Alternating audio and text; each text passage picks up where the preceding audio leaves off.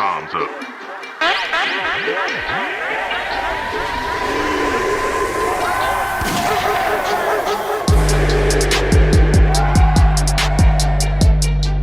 Get your comms up. The Panther Comms Podcast with Timmy V.O. What's up, Panther fans? Timmy V.O. here with the Panther Comms Podcast. Just sat down.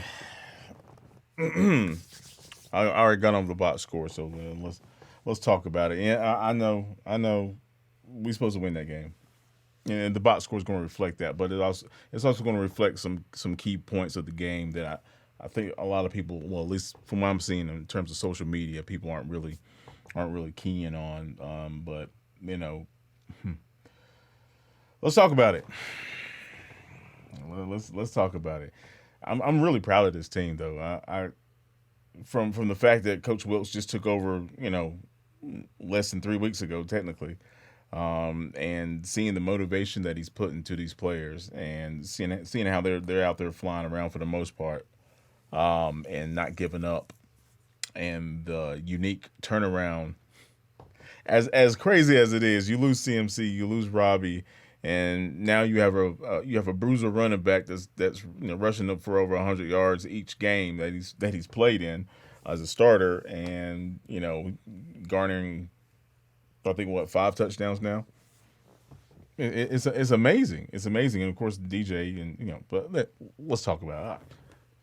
I could talk about it all day long. Let me just show you what I'm talking about. Yeah. Hope you guys are doing good, man. Let's talk about this, shall we?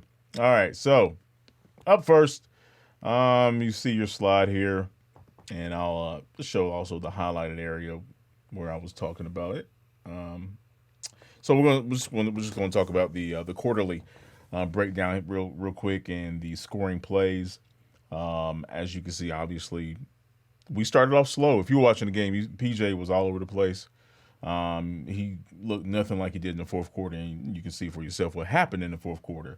He got his feet settled in the second, but by that time, Atlanta had figured out some kinks in our defense, and you guys can clearly see there. The Falcons' first score was a 10-play, 69-yard drive. It was capped off by a pass by Mariota, but you guys remember they were running the football pretty efficiently. But we had a chance to clap back at them, and we did. We came back with a 12-play, 75-yarder, eating up 5 minutes and 22 seconds, and that had an effect. That was huge, and then we started to establish the run, and that opened up things for PJ in terms of their defensive schemes. And they were already kind of thin at the DB position. It look like we are too now. But yeah, again, 12 plays, 75 yards. That's huge. And then of course, we got the ball back, and PJ had the interception there. And quite frankly, folks, and I know it's easy to say, I'm sitting at home, eating wings and watching my favorite team. And the reason I say this is because I see Peyton Manning do it all the time. I've seen numerous quarterbacks. Russell Wilson's done it. Phillip Rivers has done it.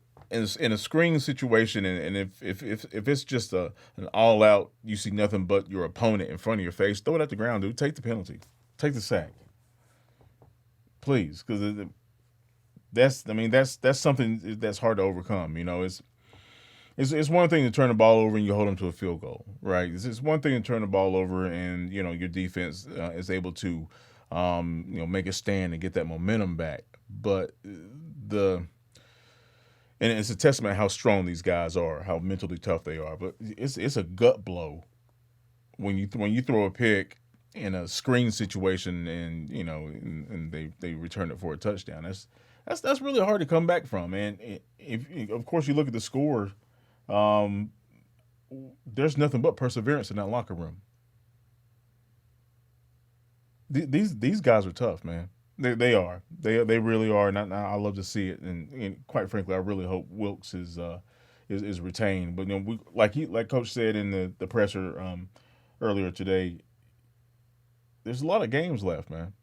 We're halfway through the season basically. And we still got a bye week later on in the season. If we get enough momentum and we get everybody healthy after that bye week, I'll tell you right now, as a non-Panther team, I wouldn't want to see us right now because we run the ball like we mean it. We have a quarterback that can make every throw. Seriously, we don't have chin on defense. Our defense is somewhat banged up. Panthers are dangerous, man. When you can fix stuff like this, because the way we lost is fixable, and I get into it in just a second. This team is dangerous. They ain't got shit to lose, and they have a lot to prove. This team is dangerous. I'm just saying this team is dangerous, boy. I'm telling you. I'm telling you. All right, so we're gonna move on to the next portion of the breakdown here. We're gonna go on down to the individual statistics. Everybody loves these. Oh, what did my guy do? Oh, look at that. This is very interesting. Oh, let me give you a bigger view. There we go. So of course I was just talking about my man Foreman there. 26 carries, $118. Wow, 3 touchdowns. He's doing it. But here's the thing, folks. And I mentioned this on the TikTok vids that I do on game day. If we can stop their running game and make them one-dimensional, we have a better chance of beating them. The problem is we didn't make them one-dimensional. Huntley had 16 carries and 91 yards. That's almost 6 yards a carry. Yeah, Foreman put in work. He had over 118, but it took him 10 more attempts just to garner 27 more yards. The way Huntley was running, for him to get 27 more yards, he only needed 5 carries. In addition to what he already did. When you're efficient, you make your team one-dimensional. When you're efficient on offense, it makes your defense hesitant.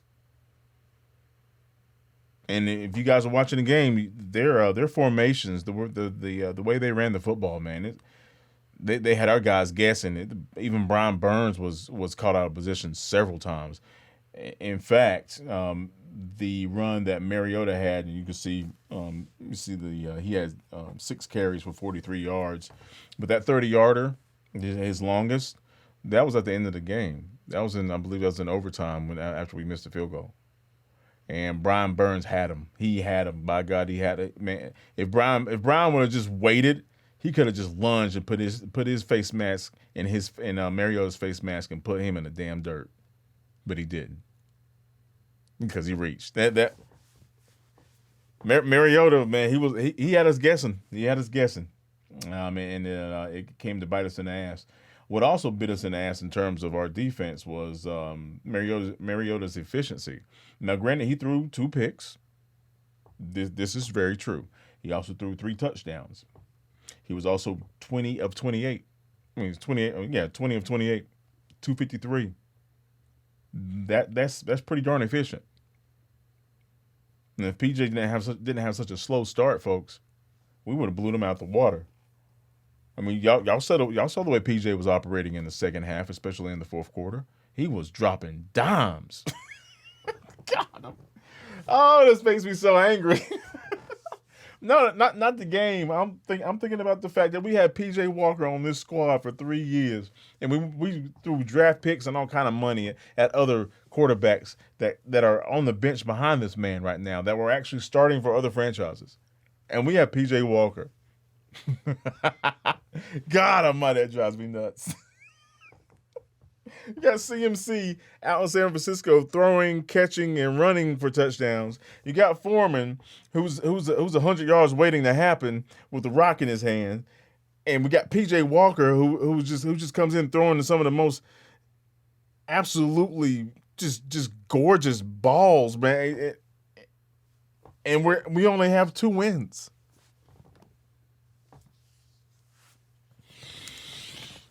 Oh my God! I hope I never see Coach Rule in person. I'm gonna have some words for that man. Anyway, we should have won this game.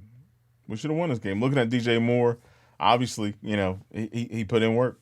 He put in work, man. And again, the targets to reception is a little skewed. And I talked about this earlier in the year. Just because you have a target doesn't necessarily mean that it's catchable. Okay. The ball normally drops within a vicinity, and it's really jacked up in how they look at it. But DJ obviously had that one drop that was really crucial, and and then that's one of the reasons. If you heard his interview, it's one of the reasons why he was so hyped when he caught that touchdown bomb at the end of the game, almost at the end of regulation. Was because he had that drop earlier that could have kept the drive going. Okay. And if we kept that drive going, Atlanta doesn't get the football. You know what I'm saying? It's a cascade of events. But DJ showed up yesterday, man. And Chenault, I hope he gets the ball more. I know he's been dinged up a little bit, but I hope he gets the ball more. And Coach Wilks is talking really highly about Marshall, man. He really is. He loves the way he works in practice. 4 of 9, and again the target's a little skewed, but I really like the way he plays, man. He's a big body guy. Not afraid to take contact. Has some big catches on those final drives of the game, man. He's a good player, man. I'm glad Joe Brady coaching and getting him. That's crazy. Brady and Rule are gone, but Marshall's still here and he's balling out. So, all right. So I'm scroll down here. I'm going to the final team statistics, and just want to take the time to say this. So appreciate you guys watching this. I do. I used to run a classroom. I enjoy teaching, and this is somewhat of a supplement for me. So I appreciate you guys. Thank you. All right, so final team statistics. Well, I got it highlighted up there for you, but it's easier for me to read it off the screen. So you can't see the Falcons right there, but let's see here. Let's back this up a little bit. There we go. Now we can see it. All right, so total first downs. As you can see, guys, I mean, it went in overtime. So of course that's going to reflect how close it was, and it was neck and neck, man. This was a really hard fought, slugfest kind of a game because we were both making mistakes. The Falcons and the Panthers were making bonehead mistakes, turnovers, flags, penalties, and I'll show you guys just in a second. But I mean, look at the first downs: 23-21 by rushing, 10-7. By passing, 12-14. By penalty, 1. We didn't give them a first down on off of penalties, which is great. But we killed our offensive momentum with penalties quite a bit, Brady Christensen. But I'm not gonna get into all that. I'm not gonna get into all that. Moving on. Okay. Let's see here. So going down to net yards rushing, again, neck and neck. $169 to $167. But again, it's the efficiency aspect of it. They were doing more with less. So that hurt our defense quite a bit, apparently. Let's go pass attempts and completions. PJ was 19 of 36.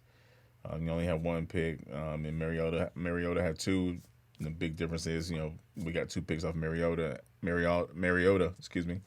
And didn't necessarily capitalize with a touchdown. That's a big difference. I'm just saying. See here, field goals, PATs. I don't want to get on that kid's case right now, man. He's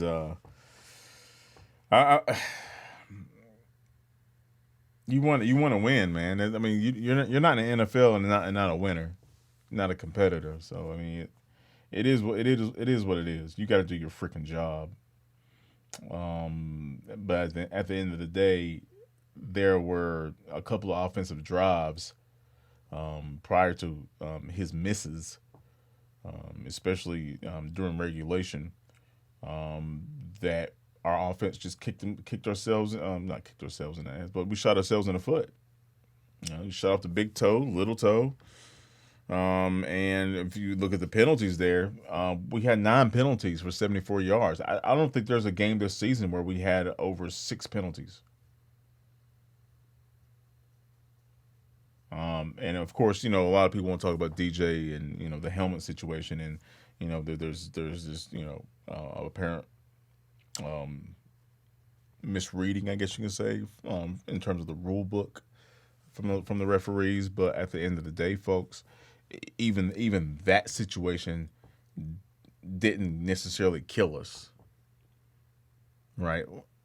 Like the plays prior to that. And I mean, there were, and I'll show you just a second. There was a possession that we had, and we just kept shooting ourselves in the foot. I believe Brady Christensen had not only a false start, he had a false start, a holding, and no, it wasn't a false start. It was a holding penalty, and then he gave up a blitz right up the A gap, right up the middle, because he didn't touch and go. He didn't touch the B gap and come and swing back A.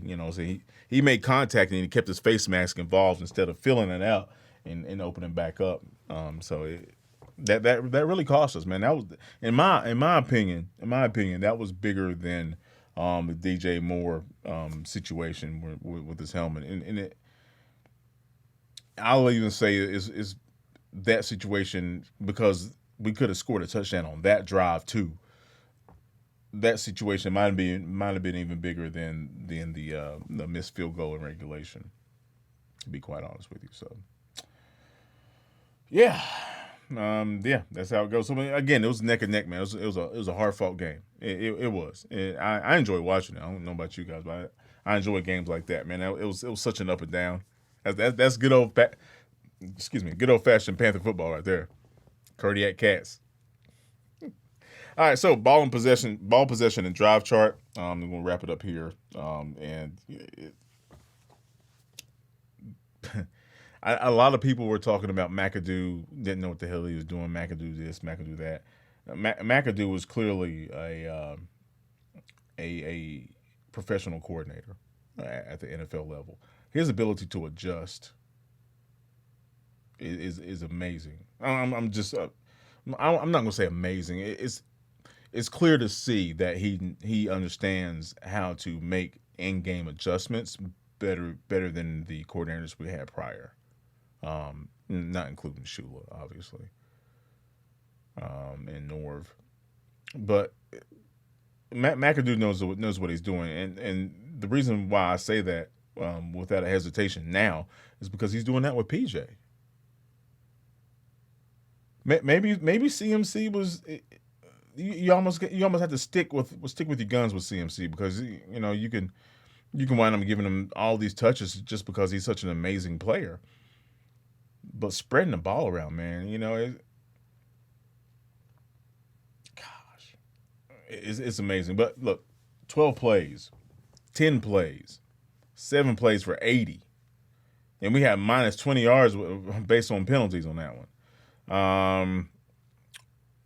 It's you, but you see the one I highlighted, the 11th possession. We barely even had it for a minute. We had a ball for 35 seconds, right? And 4 plays, negative 7 yards, 0 first downs,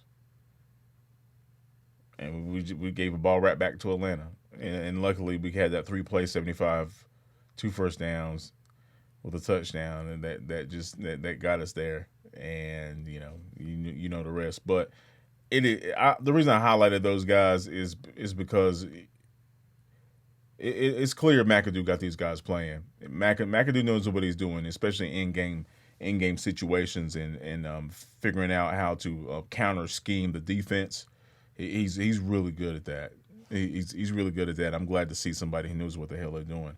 I'm not going to jump into defensive statistics, because it's clear Derek Brown is here.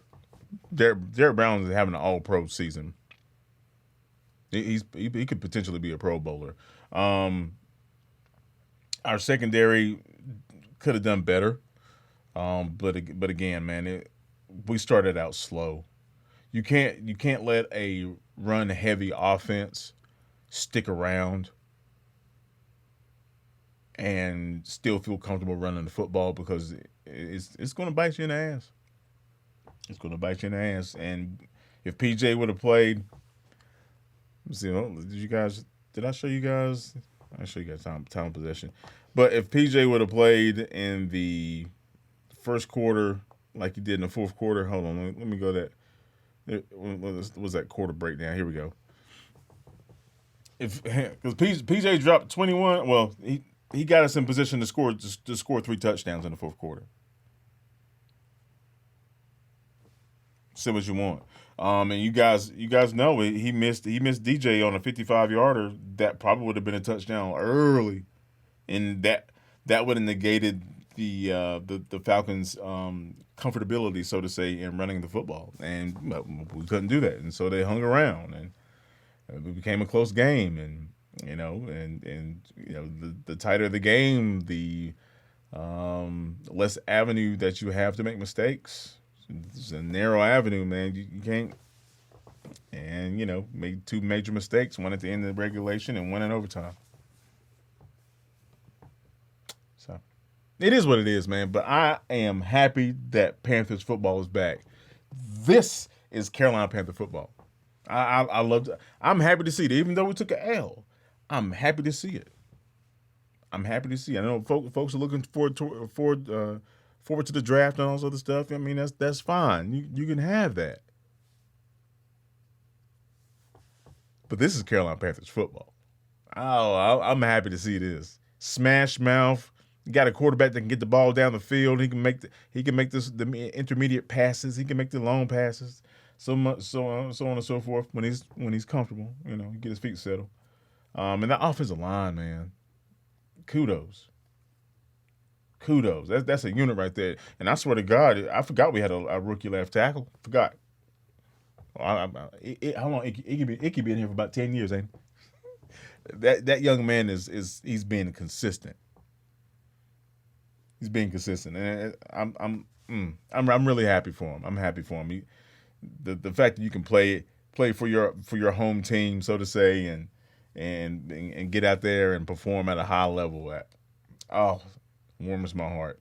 It does. All right, Panther fans.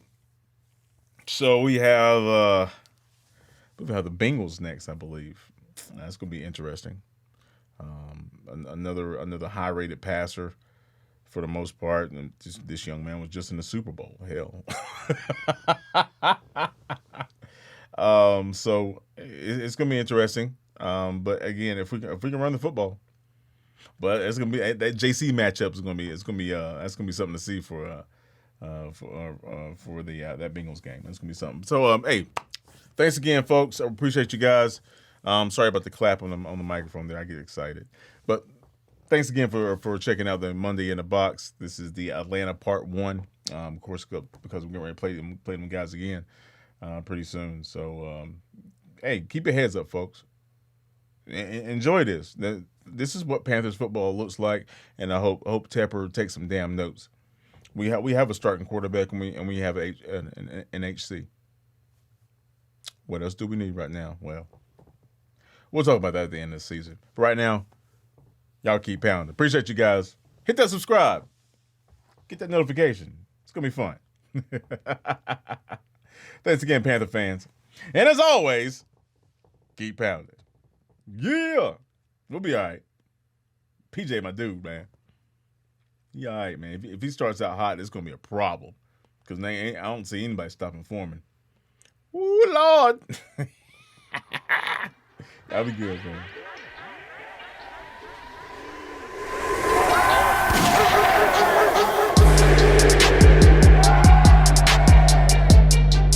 Get your comms up. The Panther Comms Podcast with Timmy VO.